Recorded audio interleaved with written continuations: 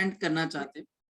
In the terms of the numericals, जो कि based होते हैं सिंपल हार्मोनिक मोशन पे। न्यूमेरिकल पहले लेवल का जो न्यूमेरिकल है वो हम पहले लेवल के कुछ एक न्यूमेरिकल्स हम क्लासेस के अंदर कर चुके हैं, जैसे कि इस टाइम पर क्या डिस्प्लेसमेंट होगी क्या नहीं होगी, ये चीजें हम डिस्कस कर चुके हैं। तो आज हम रैंडम प्रॉब्लम्स, रैंडम का मतलब अब ये नहीं है कि हम बिल्कुल ही रैंडम का मतलब हो जाता है कि सर नहीं आपकी मर्जी, नहीं नहीं, रैंडम का मतलब आपके पास हो जाता है कोई भी एक फॉर्मूला उठाते हैं, उस फॉर्मूले की डिस्कशन करना हम शुरू करते हैं बच्चा हमारे पास। जैसे कि हमारे लिए सबसे पहला क्वेश्चन आपके पास क्या आ जाता है, पहला क्वेश्चन हमारे पास यहाँ पर आ जाता है कि कैलकुलेट, मुझे कैलकुलेट करनी है द एवरेज वेलोसिटी। देखो average velocity, calculate the average velocity of a particle in the SHM, इन आपके पास एसएचएम, आपने एसएचएम के अंदर इसकी एवरेज वेलोसिटी निकालनी है फ्रॉम, आपके पास यहाँ पे t इज इक्वल टू 0 से t is equal to t/4, यानी कि एक 1/4 ऑफ ऑसिलेशन के अंदर उसकी एवरेज वेलोसिटी क्या होगी। और जब आप इस चीज को कर लोगे तो आपके लिए बाकी की चीजें करना भी इजी हो जाएगा। सॉल्यूशन, हमारे पास एवरेज वेलोसिटी का कॉन्सेप्ट क्या होता है, अगर हम बोले एवरेज वेलोसिटी क्या होती है, तो एवरेज वेलोसिटी होती है टोटल डिस्प्लेसमेंट अपॉन, मेरे पास यहां पर आपके लिए आ जाता है टोटल टाइम। तो टोटल डिस्प्लेसमेंट अब आप कैसे निकालोगे, क्योंकि यहाँ वेलोसिटी वेरिएबल है, तो displacement is integration of v dt, और नीचे मेरे पास इंटीग्रेशन ऑफ dt 0 से लेके t/4, और यहाँ पर 0 से लेके आपके लिए क्या आ जाएगा t/4। ये हमारे पास क्या आ जाती है, आपके पास average velocity, this becomes the average velocity. यहाँ पर v का फॉर्मूला किसके बराबर होता है, omega a into cos of omega into t. तो अगर मैं इसकी वैल्यू डाल देता हूं तो I will get omega into a cos of omega t into d t, and 0 से लेके t divided by 4 and divided by dt की इंटीग्रेशन क्या हो जाती है, t हो जाती है। सो dt की इंटीग्रेशन मेरे पास t आ जाएगी, और लिमिट्स क्या है 0 से लेके t/4। अब integration of cos of nx dx, इसको हम रेफरेंस लेते हैं, तो n कोई आपके पास कांस्टेंट है जो x से मल्टीप्लाई हो रहा है, this is given by sine of nx divided by n। और याद रखना इसके अंदर नेगेटिव साइन नहीं आता है, कई बार बच्चा इसके साथ नेगेटिव साइन भी अप्लाई कर देता है जो कि गलत हो जाता है, इसके साथ नेगेटिव साइन नहीं आता है क्योंकि ये इंटीग्रेशन। सो मेरे पास ओमेगा एक कांस्टेंट, कॉस की integration sine of omega t upon omega, limit 0 से लेके t/4 एंड डिवाइडेड बाय, यहां पर मेरे पास क्या आ जाएगी t/4 minus of 0, upper minus lower, omega से ओमेगा आपके पास कैंसल, ये a आ जाएगा साइन ओमेगा टी। अब हम यहाँ पर अपर माइनस लोअर, तो sine of omega into t/4, t की जगह माइनस ऑफ साइन ऑफ क्या आ जाएगा 0 आ जाएगा, and this is divided by, अब इसको किससे डिवाइड कर देते हैं t/4, तो t आपके पास नीचे रह जाएगा, 4 आपके पास ऊपर की तरफ को आ जाएगा। नेक्स्ट वन, ओमेगा हमारे पास किसके बराबर होता है, तो 4a/t इंटू ओमेगा, आपके लिए ओमेगा किसके बराबर आ जाता है 2π/t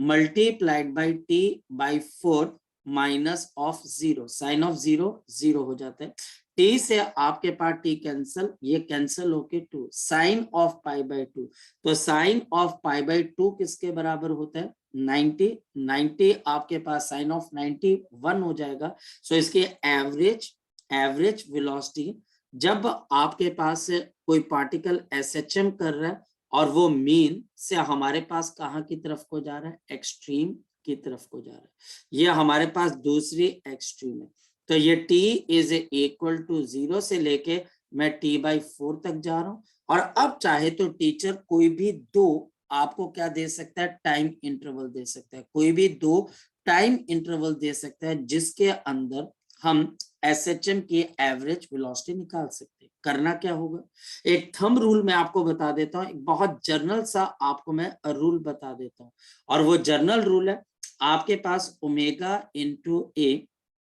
मैं कॉस को मान के चल रहा हूँ, cos of omega t into d T, यहाँ पे T1 से लेके T2, और नीचे मेरे पास इंटीग्रेशन ऑफ डी टी और T1 से लेके आपके पास T2। खैर डिनोमिनेटर आपको इतना परेशान करेगा भी नहीं। तो ये थंब रूल है, और इसके बाद आप एवरेज वेलोसिटी निकाल सकते हो, टीचर जो भी 2 इंटरवल दे। कोई डाउट इसके अंदर से, किसी किस्म का कोई डाउट इसके अंदर सर से? मेरे को बोलो। एक बार वो वाला स्टेप समझा दो सर, ये वाला ना जिसमें आपने कॉस को साइन में कर दिया सर, वो वाला स्टेप एक बार समझा दो। मैंने कॉस को साइन में इसलिए किया क्योंकि ये इंटीग्रेशन, क्योंकि ये इंटीग्रेशन हम इंटीग्रेशन, अब ओमेगा वाला। हाँ मैं आपको बता रहा हूँ बच्चे,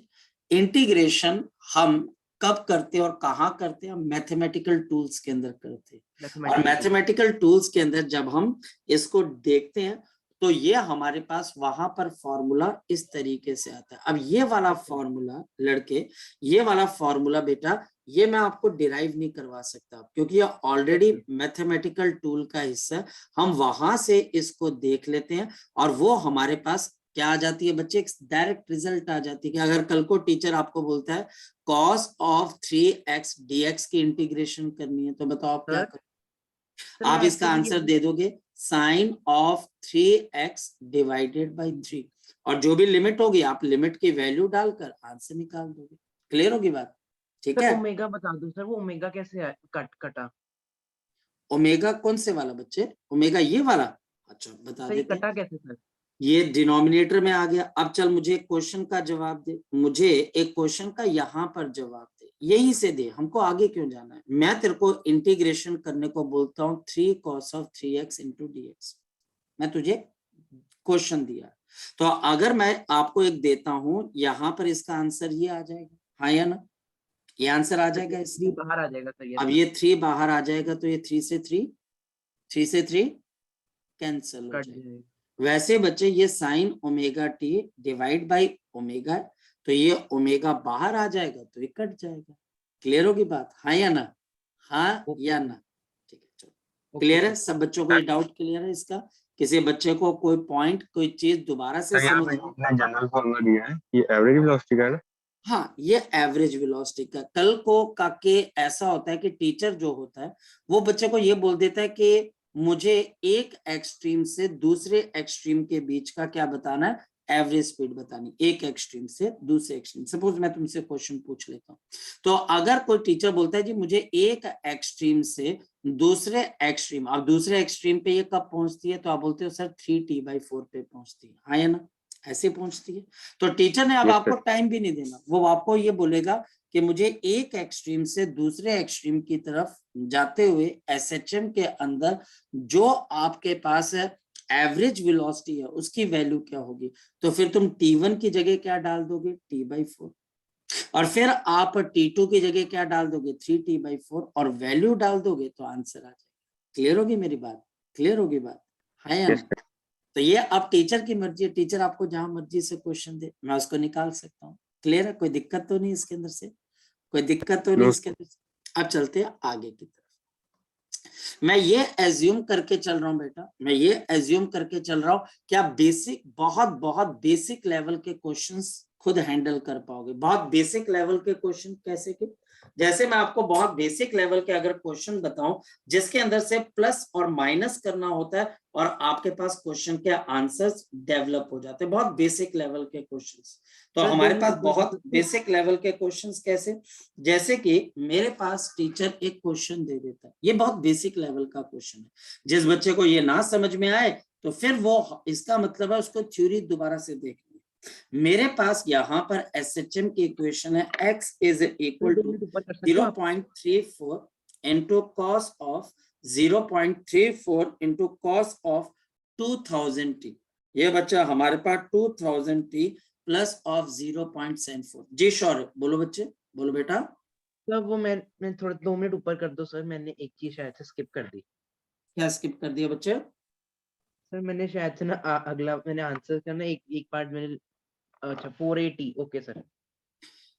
अगर टीचर मुझे इस तरीके से इक्वेशन देता है और ये एसएचएम की इक्वेशन है, साइन आए कॉस आए कोई फर्क नहीं पड़ता है, और टीचर मुझे यहाँ पर क्या क्या निकालने को बोलता है, आप देखिए क्या आप निकाल पाओगे। आपको पता है कि इस इक्वेशन के अंदर एम्पलीट्यूड ऑफ एसएचएम क्या है, तो एम्पलीट्यूड ऑफ एसएचएम इज 0.34।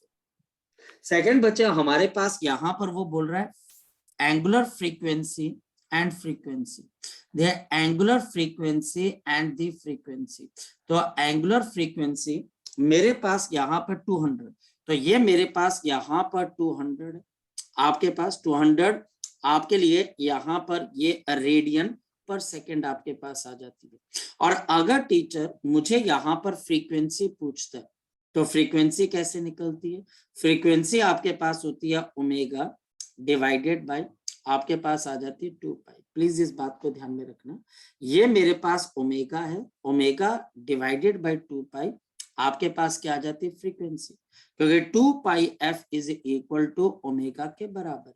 तो 200 डिवाइडेड बाय 2 पाई, जल्दी बता दो कितना आ जाएगा, this will be 100 upon pi hertz आ जाएगा। टीचर यहाँ पे टाइम पीरियड पूछता है, तो टाइम पीरियड आपके पास कितना आ जाएगा 2 पाई बाई ओमेगा, सो 2 पाई, या फ्रीक्वेंसी का उल्टा कर दीजिए, सो 2 पाई डिवाइडेड बाई 100, फ्रीक्वेंसी का उल्टा भी टाइम पीरियड हो जाता है, तो पाई अपॉन 100, ये सेकंड इसका आंसर आ जाएगा। और लास्ट बच्चा हमारे पास पूछ रहा है द इनिशियल फेज, इसका इनिशियल फेज किसके बराबर होगा, कोई बच्चा बता सकता है, इसका इनिशियल फेज एपेक किसके बराबर होगा, शाबाश बताओ। इसका इनिशियल फेज या एपेक हो जाएगा 0.74 के बराबर, तो ये हमारे पास 0.74 के बराबर, ये हमारे पास इसका इनिशियल फेज है। किसी बच्चे को इस तरह की इक्वेशन के क्वेश्चन अगर नहीं करने आ रहे हैं, he or she can ask me, कोई ऐसी बड़ी बात नहीं है, लेकिन अगर ये आते हैं तो हम आगे की तरफ को चलते हैं। कोई बच्चा, कोई भी बच्चा यहाँ पर अगर पूछना चाहता जो है, ओमेगा है वो 200 है ना सर, फिर 0.74 क्या हुआ? 0.74 इनिशियल फेज हुआ ना बच्चे। आपके पास एसएचएम की इक्वेशन जनरल क्या होती है, x is equal to a cos of omega t plus of 5, ये एसएचएम की इक्वेशन होती है। जब आपके पास t की वैल्यू 0 होती है तो फाई जो होता है वो आपके पास क्या हो जाता है, इनिशियल फेज हो जाता है, एपेक हो जाता है, हाँ या ना, क्लियर है? APEC, yes sir. ठीक है, तो ये वही तो चीज है आपके पास, क्लियर है? तो मतलब तो ये, आइडेंटिफाई करने को आएगा इसमें से कि इसमें से फाइंड करो इनिशियल कौन सा है। हाँ, तो वो जैसा क्वेश्चन बोल रहा है वो बोल रहा है कि इसमें इनिशियल फेज क्या है, तो जो ओमेगा टी के साथ वाली टर्म ऐड होती है वो, अरे काके जब तू टी को 0 करेगा तो अंदर क्या चीज बच जाएगी, मुझे एक बात बता। अगर t 0 होगा तो ओमेगा 0, ओमेगा की उसके साथ प्लस वो है तो वो बन जाएगा इनिशियल फेज। अब आप बहुत ज्यादा खींच रहे हो इस चीज को, इसको खींचना ही नहीं ना इतना।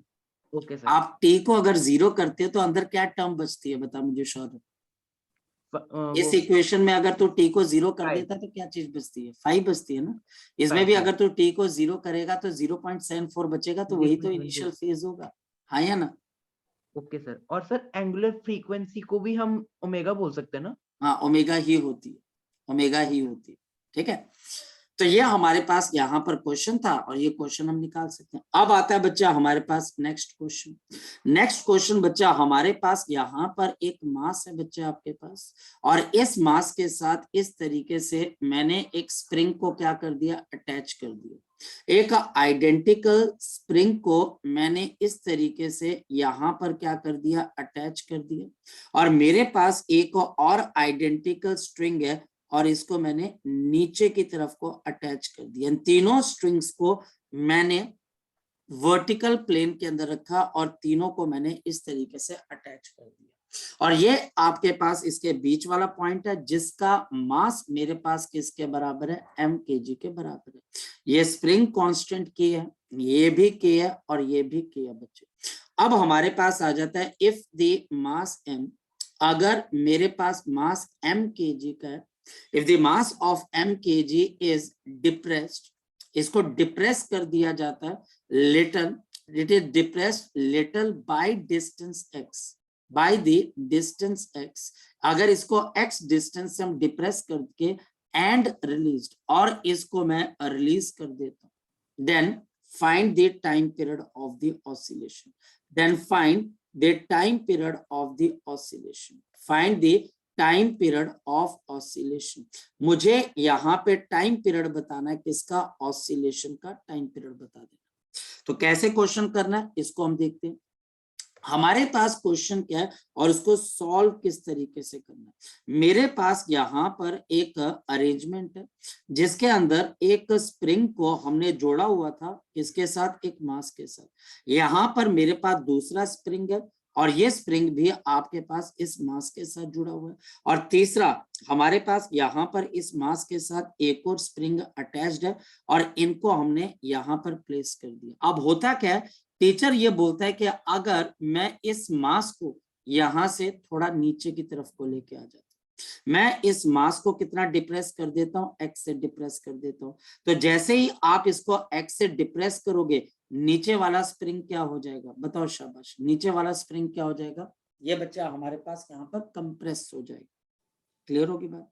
अब ये वाला जो स्प्रिंग है आपके पास, जो हमारे पास यहाँ पर है, जो स्प्रिंग आपके पास सबसे पहले यहाँ पर अटैच था, बताओ अब वो स्प्रिंग क्या करेगा, ये वाला स्प्रिंग क्या करेगा जो यहाँ पर अटैच था, वो अब आपके पास नॉर्मल होगा कि वो खिंच जाएगा बच्चे आपके पास, तो आप बोलोगे सर। और जो ये वाला स्प्रिंग है, ये वाला स्प्रिंग है, ये वाला स्प्रिंग जो है, ये वाला आपके पास, ये स्प्रिंग भी आपके पास अब क्या रहेगा, नॉर्मल रहेगा कि आप खिंच जाएगा बच्चे आपके पास, तो बताओ शाबाश वो क्या होगा, खिंच जाएगा। यानी कि हमारे पास ऊपर वाले दोनों स्प्रिंग आपके पास क्या हो जाएंगे, एक्सटेंड हो जाएंगे, और नीचे वाला जो स्प्रिंग है वो आपके पास एक्सटेंड होगा कि कंप्रेस हो जाएगा। जी शौर्य बोलो बेटा। सर ये तो फिर लेकिन हमारे ऊपर डिपेंड करता है ना, हम इसको किधर को डिप्रेस करेंगे, है ना सर। तो टीचर कहाँ पे डिप्रेस कर रहा है इसको बताओ, टीचर कहाँ पे डिप्रेस, बाय डिस्टेंस x,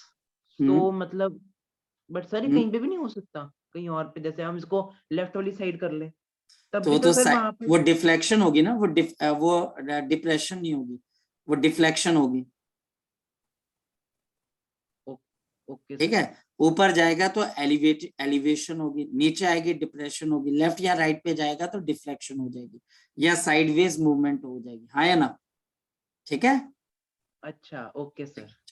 सो ये हमारे पास यहाँ पर ये स्प्रिंग की आपके पास नई, आपके पास क्या आ जाएगी, पोजीशंस आ जाएंगी, तो ये आपके पास आ गया, ये मास यहाँ से कितना नीचे आ गया, एक्स आ गया। अब एक वर्टिकल लाइन हम यहाँ पर खींचते हैं और ये मास शुरुआती दौर पे यहाँ पर था, ये नीचे आ जाएगा। अब नीचे वाला स्प्रिंग जब दबेगा तो बताओ ये इस मास के ऊपर कौन सी फोर्स लगाएगा और कहाँ की तरफ को लगाएगा, कोई बच्चा बता सकता है। तो ये आपके पास इसके ऊपर की तरफ को फोर्स लगा देगा, बताओ कितनी फोर्स लग जाएगी, शाबाश बताओ, यहाँ पर कितनी फोर्स लग जाएगी ऊपर की तरफ, बताओ, तो आप बोलोगे K × X। ये kx की फोर्स इस मास के ऊपर कौन लगा रहा है, सबसे बॉटम वाला आपके पास स्प्रिंग लगा रहा है, और ये कोशिश कर रहा है कि जो मास इसके पास है ये दोबारा से कहाँ की तरफ को चला जाए, ऊपर की तरफ को चला जाए। क्लियर होगी बात ये वाली, क्लियर होगी बात बच्चे ये वाली, क्लियर।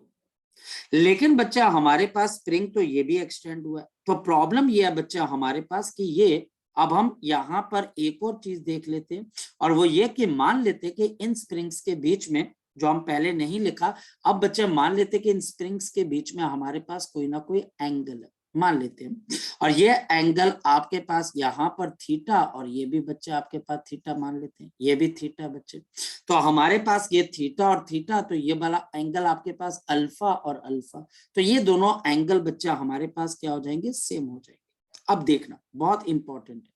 अब यहाँ पर मेरे पास क्या हो रहा है कि ये अगर आपके पास देखा जाए तो शुरुआती दौर पे ये एंगल थीटा था और ये एंगल भी थीटा था, मेरे को ये देखना है कि ये दोनों स्प्रिंग में कितनी एक्सटेंशन प्रोड्यूस हुई है। ये बच्चा हमारे पास एक्सटेंशन प्रोड्यूस हुई है इस वाली स्प्रिंग के अंदर, और ये वाली एक्सटेंशन प्रोड्यूस हुई है इस वाली स्ट्रिंग के अंदर। ये पॉइंट आपको क्लियर हो गया बच्चे कि मैं आपको एक्सटेंडेड डायग्राम बताऊं, ये पता लगा बच्चे आपको, देखो स्क्रीन पे आपको विजिबल हो रहा है बच्चे, ये नीचे वाला स्प्रिंग दबा तो इस स्प्रिंग की वजह से ऊपर वाली डायरेक्शन के अंदर क्या प्रोड्यूस होगी, kx की फोर्स, ये नीचे वाले स्प्रिंग की वजह से।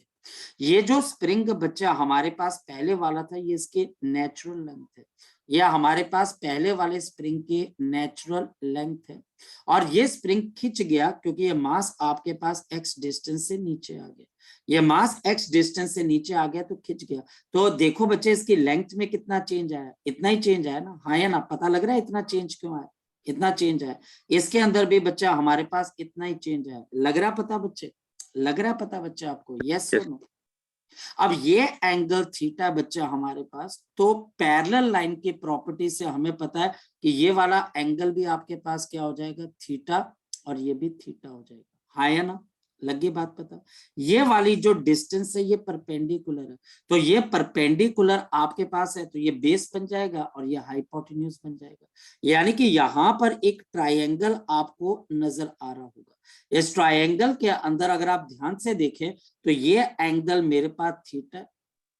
ये वाला एंगल थीटा, ये परपेंडिकुलर है और ये डिस्टेंस x है, ये डिस्टेंस x है। अगर हाइपोटेन्यूज मेरे पास x है तो कोई बच्चा बता सकता है बेस किसके बराबर हो जाएगा, तो आप बोलोगे sir x cos of theta. यानी कि इन दोनों ऊपर वाली स्प्रिंग के अंदर कितने की एक्सटेंशन होगी, x cos ऑफ थीटा, और यहां पर भी x cos ऑफ थीटा। नीचे वाला स्प्रिंग अगर x से डिप्रेस हुआ है, ये बच्चे अगर x से डिप्रेस हुआ है तो ये दोनों स्प्रिंग कितने से ओपन अप हो गए हैं बच्चे, बताओ कितने से ओपन अप हो गए, x cos ऑफ थीटा से एक्सटेंड हो गया। अगर ये x cos ऑफ थीटा से एक्सटेंड हो गया तो ये बच्चे अब इसके अंदर रिस्टोरिंग फोर्स डेवलप होगी, बताओ कहां की तरफ को डेवलप होगी रिस्टोरिंग फोर्स इन दोनों में। तो हमारे पास इन दोनों स्प्रिंग के अंदर अब ये देखो बच्चे फोर्स यहाँ डेवलप हो जाएगी, ये फोर्स यहाँ पे डेवलप हो जाएगी, ये फोर्स यहाँ कहीं पर आपके पास डेवलप हो जाएगी। ये फोर्स किसके बराबर होगी, स्प्रिंग कांस्टेंट के है, एक्सटेंशन x cos थीटा, तो ये फोर्स क्या आ जाएगी, x cos ऑफ थीटा, ये force x into cos of theta. इस फोर्स के फिर दो कंपोनेंट बन जाएंगे, बताओ कौन सा, एक kx, तो एंगल थीटा पे कौन सा कंपोनेंट बनता है, कॉस का, तो इस वजह से kx cos square of theta, इसका भी यहां पर kx cos स्क्वायर थीटा का कंपोनेंट बन जाएगा, तो plus of kx into cos square of theta. फिर हमारे पास इस फोर्स के दो कंपोनेंट यहां पर और बन जाएंगे, तो kx cos of theta sine of theta, और हमारे पास यहां पर बताओ कौन सा बन जाएगा, जो this is kx into cos of theta sine of theta. तो बताओ ये जो इन पे फोर्सेस लगी, ये वाले दो कंपोनेंट ने एक दूसरे को क्या कर दिया, कैंसिल, ये दो कंपोनेंट आपस में ऐड हुए और ये kx भी इसके अंदर ऐड हो गया, और ये सारी की सारी फोर्सेस किसके ऊपर लग रही हैं बच्चे, इस पर्टिकुलर मास के ऊपर। तो ये मास के ऊपर नेट फोर्स कहां की तरफ को लग रही है, अपवर्ड, तो इसके ऊपर अब अपवर्ड डायरेक्शन में फोर्स लग रही है, और जिसकी वजह से ये मास जो आपके पास नीचे आया था अब ये कहां पर जाने की कोशिश करेगा, अपवर्ड, और अगर ये अपवर्ड जाता है तो एक्सेलरेट करेगा। तो अब हम देखते हैं इसके ऊपर नेट फोर्स आपके पास कितनी लगी, तो नेट फोर्स कितनी लगी इसके अंदर से बताओ, शाबाश। तो हमारे पास इस पे लगी नेट फोर्स जो कि अपवर्ड डायरेक्शन में लग रही है, तो 2k into cos square theta plus of kx, बताओ क्या कॉमन आ जाएगा, बताओ क्या कॉमन आ जाएगा, kx into 2 cos square theta plus of 1। तो बताओ एक्सेलरेशन किसके बराबर है, तो एक्सेलरेशन किसके बराबर है, एक्सेलरेशन होती है फोर्स अपॉन मास, तो acceleration force kx into 2 cos square theta plus of 1 divided by mass m, और आपके पास acceleration is equal to k divided by m into 2 cos square theta plus of 1। अब ध्यान से समझना, ध्यान से समझना, मल्टीप्लाइड बाय मेरे पास आ गया x। अब SHM की क्या कंडीशन होती है, SHM की कंडीशन ये होती है कि जब भी कोई पार्टिकल SHM करती है तो वहां पर हमारे पास एक्सेलरेशन, क्योंकि एक्सेलरेशन वहीं की तरफ है जहां से ये आया था, आप इस मास को नीचे दबा रहे हो पर एक्सेलरेशन अपवर्ड है, तो इसका मतलब एक्सेलरेशन और डिस्प्लेसमेंट एक दूसरे से ऑपोजिट है, तो यहाँ पर नेगेटिव साइन भी आ जाएगा। अब SHM की इक्वेशन क्या होती है, किसी बच्चे को पता है SHM की इक्वेशन क्या होती है, तो SHM की इक्वेशन होती है माइनस x, यहां से बताओ ओमेगा की वैल्यू किसके बराबर है, तो आप लिखोगे sir omega square is equal to k by m into 2 cos square theta plus of 1, ये ओमेगा स्क्वायर आ गया। तो एंगुलर फ्रीक्वेंसी ओमेगा जल्दी बता दो किसके बराबर है, तो के बाई एम एंड बच्चा हमारे पास 2 cos square theta plus of 1, ये हमारे पास आ गया। इसके बाद मुझे अब फ्रीक्वेंसी या टाइम पीरियड निकालना है, तो इस इक्वेशन में मैं ओमेगा को 2 पाई बाई टी लिख देता हूं under root of k divided by m into 2 cos square theta plus of 1, और लास्ट पॉइंट है टाइम पीरियड ऑफ एसएचएम क्या आ जाएगा, so under root of 2 pi of course यहाँ पर मल्टीप्लाई हो जाएगा, तो हमारे पास under root of m divided by k into 2 cos square theta plus of 1, तो ये हमारे पास इसका क्या आ जाएगा, टाइम पीरियड आ जाएगा। तो ये हमारे पास इसका टाइम पीरियड निकल कर आ जाएगा। तो ये क्वेश्चन कुछ इस तरीके से one of the basic question in SHM, आपको हर स्टैंडर्ड बुक के अंदर ये क्वेश्चन पक्का नजर आएगा, और ये मैं आपको उसके करने की सर वहां पर एक्स्ट्रा के एक्स कैसे आया, जो सर मैंने एक चीज पूछनी थी, आप जैसे ये तो समझ आ गया के x cos square theta plus के एक्स कॉस स्क्वायर थीटा, क्योंकि वो उसकी फोर्स है, लेकिन प्लस के एक्स कहाँ से आया, जो उसने जो रिस्टोरिंग फोर्स जो डिप्रेसिंग वाली लगा रही है वो लगा रही है। यस बच्चे, इसमें 3 स्प्रिंग है ना, तीनों स्प्रिंग इस मास जो मास नीचे चल गया उसको ऊपर खींच रहे, मेरी बात समझिए, जो नीचे वाला स्प्रिंग दबाया वो भी उसको ऊपर उछालना चाहता है, जो ऊपर वाले 2 स्प्रिंग खींच गए वो भी उसको खींचना चाहते हैं, एक जो दबा रहा है वो भी उसको के एक्स से धक्का दे रहा है, वो तो सीधा सीधा दबा, और जो साइड वाले स्प्रिंग थे वो एक एंगल पे चले गए, है ना, एंगल पे देखो उनकी बाजुएं लंबी होगी, हाँ या ना, मतलब कि ये वाली चीज को समझना, यहाँ पर ये मास पहले यहाँ पर प्रेजेंट था, जब ये मास नीचे आएगा तो नीचे वाला स्प्रिंग क्या हो जाएगा, दब गया, ये नीचे वाला स्प्रिंग कितने से दब गया बच्चे बता, शाबाश, एक्स से, तो आपके पास इस स्प्रिंग ने ऊपर की तरफ फोर्स डेवलप कर दी के एक्स, ये नीचे वाली स्प्रिंग की फोर्स है, फिर जो ऊपर वाले स्प्रिंग है वो खिंच गए, तो उनकी लेंथ में कितने का इजाफा हो गया, एक्स कॉस थीटा, जो मैंने आपको देख के बताया कि देखो ध्यान से देखो, और फिर इसकी वजह से ये जो स्प्रिंग है ये खिंच गए, तो आपके पास इनमें रिस्टोरिंग फोर्स आ गई के एक्स कॉस थीटा, और फिर इन दोनों के भी हमारे पास कंपोनेंट बने, तो के एक्स कॉस थीटा का थीटा पे कंपोनेंट, तो k x cos square theta, k x cos theta sine theta, k x cos theta sine theta, तो यहाँ पर इन दोनों स्प्रिंग की वजह से ये 2 कंपोनेंट बन गए, और नीचे वाले स्प्रिंग की वजह से के एक्स, तो यहाँ पे 3 टर्म्स है, जिसमें से ये 2 टर्म ये ऊपर वाली 2 स्प्रिंग की है, और लास्ट ये वाली टर्म कौन सी वाली है, नीचे वाले स्प्रिंग की, जिसको दबाया जा रहा है तो रिस्टोरिंग फोर्स डेवलप होगी, ठीक है। अब जब तुम पेपर में जाओगे तो टीचर यहाँ पर आपको थीटा कोई एंगल दे देगा, 30 डिग्री 40 डिग्री 45 डिग्री 60 डिग्री, कोई भी एंगल देगा, आंसर निकल जाएगा, क्लियर है। कोई चीज अगर किसी बच्चे ने पूछनी है, सर एक्सेलरेशन आपने ऑन कंपेयर करके किया ना उसको ओमेगा स्क्वायर, डेफिनेटली अगर यहाँ पर इसकी एक्सेलरेशन एक्स के प्रोपोर्शनल नहीं आती, डिस्प्लेसमेंट के प्रोपोर्शनल नहीं आती, तो मैं इसको इग्नोर कर देता कि एसएचएम नहीं, एसएचएम होने के लिए एक्सेलरेशन का डिस्प्लेसमेंट के प्रोपोर्शनल होना जरूरी है, तो जब आपने फोर्स निकाली, फोर्स से एक्सेलरेशन निकाली, और ये एक्सेलरेशन एक्स के प्रोपोर्शनल आ गई, एक्स के पावर 1 के, और इसका मतलब क्या हो गया कि जब भी आप ये बॉडी ऊपर जाएगी तो इसकी एक्सेलरेशन इस एक्स पे डिपेंड करेगी जिससे आपने इसको डिप्रेस किया था, तो ये एसएचएम को रिप्रेजेंट कर रही है, बस इतनी सी बात, ठीक है।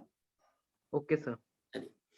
तो ये हमारे पास यहाँ पर क्वेश्चन है, बहुत इंपॉर्टेंट क्वेश्चन है स्प्रिंग से। अब स्प्रिंग से रिलेटेड हमारे पास बहुत सारे क्वेश्चंस डेवलप हो सकते हैं, जैसे कि मेरे पास यहाँ पर एक क्वेश्चन आता है, जिस क्वेश्चन के अंदर हमारे पास एक डिस्क है, और वो डिस्क रोल कर रही है, और रोल भी कैसे कर रही है, प्योर रोल कर रही है, तो मेरे पास यहाँ पर एक डिस्क है, suppose I have got a disk, ये मेरे पास यहाँ पे एक डिस्क है, और ये डिस्क आपके पास यहाँ पर क्या कर रही है बच्चा, आपके पास ये रोल कर रही है, ये डिस्क हमारे पास यहाँ पे रोल कर रही है, और ये आपके लिए आगे की तरफ को ट्रेवल कर रही है, ये आगे की तरफ को जा रही है, इसकी स्पीड हमारे पास v मीटर पर सेकेंड है, पर ये रोल भी कर रही है, तो हमारे पास इसका ये सेंटर ऑफ मास आ गया O, ये आपके पास सेंटर ऑफ मास O आ गया, और हमारे पास इसका रेडियस R, ये V मीटर पर सेकंड से आगे जा रही है, और ओमेगा से बच्चा आपके पास ये रोटेट भी हो रही है, ओमेगा रेडियन पर सेकंड से रोटेट भी हो रही है। अब होता क्या है, इसके सेंटर पे, इसके बिल्कुल सेंटर ऑफ मास पे हम एक रिजिड सपोर्ट से क्या लगा देते, स्प्रिंग को लगा देते, जिसका स्प्रिंग कांस्टेंट K के बराबर है।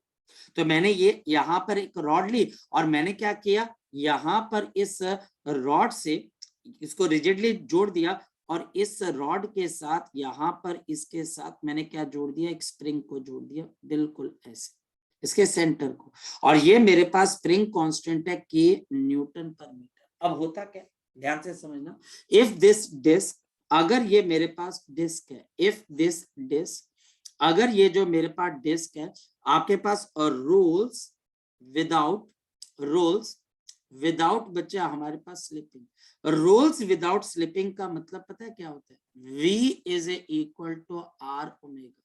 नाउ एंड आपके पास स्प्रिंग इज आइडियल, और स्प्रिंग मेरे पास यहाँ पर आइडियल है बच्चे, then calculate the time period of the oscillation, calculate the time period of the oscillation, calculate time period of the oscillation। यहाँ पर मुझे oscillation का टाइम पीरियड बताना है, पर कैसे, बच्चा बोलता है क्या मतलब हुआ, ये स्प्रिंग हमारे पास क्या करेगी, खींचेगी, और कैसे खींचेगी, जैसे ही बच्चा हमारे पास ये बॉल आगे की तरफ को जाएगी, ये डिस्क आगे की तरफ को भागेगी, तो ये स्प्रिंग की लेंथ, मान लो कि ये मेरे पास x डिस्टेंस आगे चलेगी, ये बॉल आपके पास x डिस्टेंस आगे चलेगी, तो जो स्प्रिंग है उसकी लेंथ सेम रहेगी कि उसकी लेंथ बढ़ जाएगी, बताओ शाबाश। तो आप क्या बोलोगे, स्प्रिंग की लेंथ बढ़ जाएगी। बताओ स्प्रिंग की लेंथ कितने अमाउंट से बढ़ जाएगी बच्चा आपके पास, क्योंकि ये आपके पास x आगे गया तो kx से बढ़ जाएगी। अब बताओ कि वो क्या करेगी, इसको वापस खींचेगी, वो स्प्रिंग इसको वापस खींचेगा, क्योंकि एक तरीके से इस डिस्क की काइनेटिक एनर्जी किसमें कन्वर्ट हो रही है, इस डिस्क की काइनेटिक एनर्जी किसमें कन्वर्ट हो रही है, इस डिस्क की काइनेटिक एनर्जी स्प्रिंग की पोटेंशियल एनर्जी में कन्वर्ट हो रही है। तो स्प्रिंग इसको रोकेगा, वापस खींचेगा, जब ये वापस आ जाएगी तो क्या होगा, क्या ये यहाँ पे आके रुक जाएगी, नहीं, इनर्शिया की वजह से ये डिस्क आगे चली जाएगी, स्प्रिंग दब जाएगा, फिर स्प्रिंग दब जाएगा, ओपन होगा, और ये ऑसिलेट करना शुरू कर देगी। और टीचर बोलता है अगर ये ऑसिलेट कर रहा है तो what is the time period of the oscillation, यानी कि मुझे बताना है कि यहाँ पे time period of the oscillation क्या होगा। क्लियर होगी बात, कोई दिक्कत तो नहीं इसके अंदर से, कोई प्रॉब्लम तो नहीं इसके अंदर से, बताओ। अब इस तरह के क्वेश्चन को करने का एक तरीका होता है, इसको बच्चे हम एनर्जी मेथड बोलते हैं। हमारे पास जो एनर्जी होती है SHM की, kinetic energy plus potential energy, ये हमारे पास कांस्टेंट रहती है, और अगर कोई भी चीज कांस्टेंट रहे तो उसकी डिफरेंशिएशन क्या हो जाती है, कांस्टेंट की डिफरेंशिएशन क्या हो जाती है, कांस्टेंट की डिफरेंस जीरो। बस ये फंडा हम लेके चलेंगे कि हमारे पास अगर इसके काइनेटिक एनर्जी और पोटेंशियल एनर्जी का सम कांस्टेंट है, नहीं तो ये SHM नहीं करेगा, सिंपल सी बात है। अगर हम बोल रहे हैं कि ये ऑसिलेट कर रहा है, SHM कर रहा है, तो इन दोनों की जो भी एनर्जी होगी x डिस्टेंस पे, उसका सम दोनों का, तो उसका सम हमेशा क्या रहेगा, कांस्टेंट रहेगा। ठीक है, चलो देख लेते हैं। तो इसकी काइनेटिक एनर्जी क्या होगी, तो आप बोलोगे सर हाफ mv², क्योंकि काइनेटिक एनर्जी प्लस, लेकिन हाफ इंटू आई इंटू ओमेगा² भी होगा, ये टोटल काइनेटिक एनर्जी है। अब इसमें हाफ आई ओमेगा² क्यों आ गया, क्योंकि ये बॉडी ट्रांसलेट भी कर रही है, रोटेट भी कर रही है, याद आया। अब SHM में हर चैप्टर है, और हर चैप्टर में SHM, मतलब कि अगर आपको SHM, अगर कोई बच्चा जिसको बोल सकते हैं कि लर्निंग के ऊपर फोकस करे, तो उसको ये बात क्लियर हो जाएगी, यार ये तो हम एक तरीके की रिवीजन कर रहे हैं। कौन सी रिवीजन कर रहे हैं, SHM की रिवीजन, रोटेशनल मोशन, इसमें ग्रेविटेशन का भी केस है, इसमें टॉर्क भी है, सब कुछ है, और तभी ये चैप्टर आसान भी है और कईयों को मुश्किल भी लगता है, यार वो तो टॉपिक हम छोड़ाए थे, ये कहाँ पंगा फंस गया हमारे पास। चलो आगे चलते। तो half m v square plus of half I omega square plus, ये तो काइनेटिक एनर्जी आ गई। अब पोटेंशियल एनर्जी ऑफ स्प्रिंग क्या हो जाती है, तो हाफ इंटू के इंटू एक्स स्क्वेयर, ये आ गई आपके पास टोटल एनर्जी, हाफ के एक्स स्क्वेयर स्प्रिंग की पोटेंशियल एनर्जी। अब मैं इसकी डिफरेंशिएशन करता हूं, देखो मैथमेटिक्स आपको बताती है कि रिजल्ट कैसे आएगा, तो इसकी डिफरेंशिएशन करते हैं, तो half into m constant v square की डिफरेंशिएशन, तो d by d t of v square, लेकिन v में तो टाइम की टर्म नहीं है, चलो खैर उससे भी निपट लेंगे हम, हाफ इंटू आई, और बच्चा हमारे पास ओमेगा, अब v इज इक्वल टू कितना होता है r ओमेगा, प्योर रूलिंग है, तो मैं यहां पर क्या कर सकता हूं, यहाँ पे d by d t of v की जगह में क्या लिख सकता हूँ, आर स्क्वेयर इंटू आपके r square, I am sorry not, मैं गलत चला गया, ओमेगा की जगह हम क्या लिख सकते हैं v बाई आर, तो मैं क्या लिख सकता हूँ v square divided by r square, मुझे अब इसकी डिफरेंशिएशन करनी, प्लस हाफ कांस्टेंट है आपके पास, एक कांस्टेंट है, और मुझे डिफरेंशिएशन किसकी कर देनी है, मुझे एक्स स्क्वायर की डिफरेंशिएशन कर देनी है, एक्स स्क्वायर की, और इन सभी डिफरेंशिएशन का सम 0 आना चाहिए, क्योंकि अगर पोटेंशियल, इसका मतलब क्या हो गया, इसका मतलब ये देखो एनर्जी की डिफरेंशिएशन 0, मतलब एनर्जी के अंदर कोई डिफरेंस ही नहीं आता है, अगर काइनेटिक एनर्जी घटती है तो पोटेंशियल बढ़ जाती है, पोटेंशियल घटती है तो काइनेटिक बढ़ जाती है, लेकिन दोनों का सम कांस्टेंट रहता है, यही हम समझा रहे हैं। डिफरेंशिएशन करके इज इक्वल टू 0, मतलब कि मैं अगर तुम्हें बोलूं कि काइनेटिक में से 2 कम कर दो और पोटेंशियल में 2 ऐड कर दो, चेंज कितना है, बोले सर बेवकूफ क्यों बना रहे, कोई चेंज नहीं आएगा, वही चीज है। तो अब इसके अंदर से एक तो बच्चा हमारे पास यहाँ पर क्या आ जाएगा, हाफ इंटू एम, अब वी स्क्वेयर की डिफरेंशिएशन क्या होती है, पावर 2 है तो 2v, लेकिन यहां पर तो मैं v को डिफरेंशिएट कर रहा हूं, नीचे t है, इसको कंपनसेट करने के लिए हम क्या कर देते हैं dv अपॉन dt, कर सकते हो बिल्कुल, half into I, r square बाहर आ जाएगा, फिर से v स्क्वेयर की डिफरेंशिएशन बताओ, 2v into D upon d T, चलिए ये भी पता लग गया, प्लस ऑफ हाफ इंटू के, अब रह गया बच्चे एक्स स्क्वेयर, जल्दी बता दो एक्स स्क्वेयर कितना आएगा, 2x into d x upon d t is equal to 0,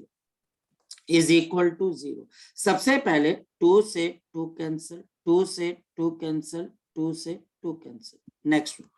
मेरे पास m है, v बाहर, और dv अपॉन dt क्या होती है, एक्सेलरेशन, चलिए i, अब डिस्क है, स्फीयर हो सकता है यार, अब देखो अगर आप बोलते हो तो मैं इसको आई में छोड़ देता हूँ, कल को डिस्क आए तो वो डाल देना, स्फीयर आए तो वो डाल देना, वो आप देख लीजिए, मैं आई के ऊपर छोड़ रहा हूँ इसको, तो ये मेरे पास आई अपॉन आर स्क्वेयर, अंदर क्या रह गया v,